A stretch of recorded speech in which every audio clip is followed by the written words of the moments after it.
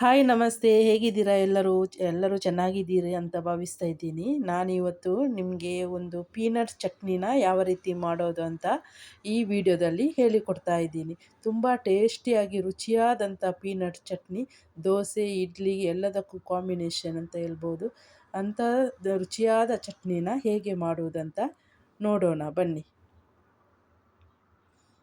ನೋಡಿ, ಚೆನ್ನಾಗಿ ಈ ಚಟ್ನಿ ಈ ರೀತಿ ರೆಡಿ ಮಾಡಿದ್ದೀನಿ. ತುಂಬ ಟೇಸ್ಟಾಗೂ ಬಂದಿದೆ ಈ ಚಟ್ನಿ. ನೀವು ಒಮ್ಮೆ ಮಾಡಿ ಮನೆಯಲ್ಲಿ ನೋಡಿ ಯಾವ ರೀತಿ ಬರುತ್ತೆ ಅಂತ. ನಾನು ಫಸ್ಟ್ ಟೈಮ್ ಮಾಡಿದ್ದು ಮನೆಯಲ್ಲಿ, ಅದು ಚೆನ್ನಾಗಿ ಬಂದಿದೆ. ಅದು ಯಾವ ರೀತಿ ಮಾಡೋದಂತ ನೋಡೋಣ ಬನ್ನಿ. ಅದಕ್ಕೆ ನಾನು ಮೆಣಸು, ಬೆಳ್ಳುಳ್ಳಿ, ಕರಿ ಲೀವ್ಸ್, ತೆಂಗಿನ ತುರಿ, ಪೀನಟ್ ಇಷ್ಟನ್ನು ತೆಗೆದುಕೊಂಡಿದ್ದೀನಿ. ಇಲ್ಲಿ ಈಗ ಪೀನಟ್ನ ಚೆನ್ನಾಗಿ ಫ್ರೈ ಮಾಡ್ಕೊಳ್ಳೋಣ. ಗ್ಯಾಸ್ ಮೇಲೆ ಒಂದು ಫ್ರೈ ಪ್ಯಾನ್ನ ಇಟ್ಟು, ಫ್ರೈ ಪ್ಯಾನ್ ಬಿಸಿ ಆದಮೇಲೆ ಅದಕ್ಕೆ ಪೀನಟ್ನ ಹಾಕಿ ಪೀನಟ್ನ ಚೆನ್ನಾಗಿ ಹುರಿದುಕೊಳ್ಳೋಣ. ಚೆನ್ನಾಗಿ ಫ್ರೈ ಆಗಬೇಕು ಪೀನಟ್, ಅದರ ಸಿಪ್ಪೆ ಎಲ್ಲ ಸಪ್ರೇಟ್ ಆಗುವ ತನಕ.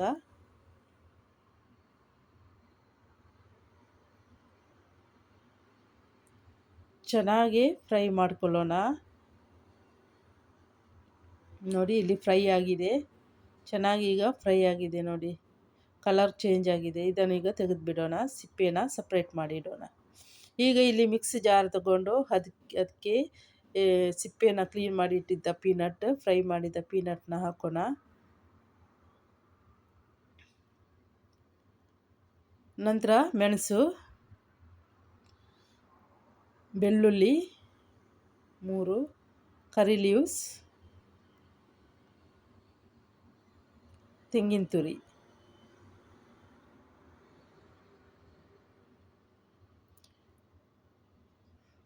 ಸ್ವಲ್ಪ ನೀರು,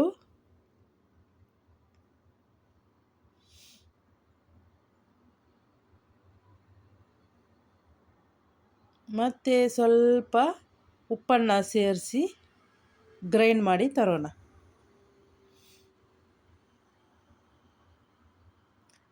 ಉಪ್ಪನ್ನು ಸೇರಿಸೋಣ. ಈಗ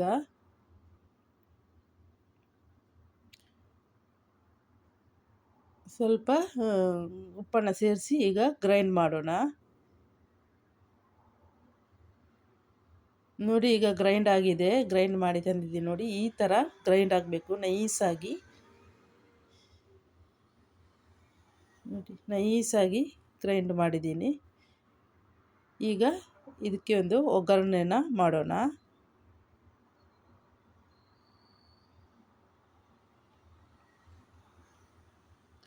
ಇದನ್ನು ಸಪ್ರೇಟ್ ಒಂದು ಬೌಲಿಗೆ ತೆಗೆದು ಬಿಡ್ತೀನಿ. ಈಗ ಬೌಲಿಗೆ ಹಾಕ್ಕೊಂಡು ಬಿಡ್ತೀನಿ.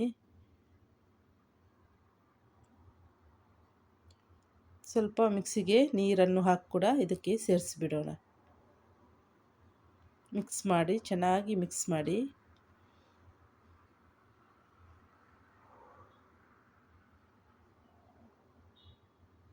ಈಗ ಇದಕ್ಕೆ ಒಗ್ಗರಣೆನ ರೆಡಿ ಮಾಡೋಣ.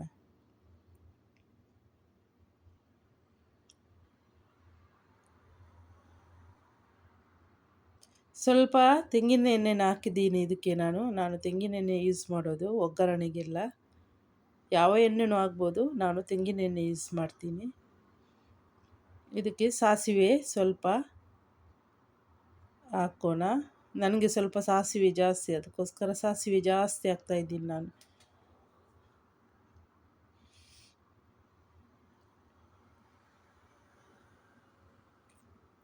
ಸಾಸಿವೆ ಚೆನ್ನಾಗಿ ಸಿಡಿದ ಮೇಲೆ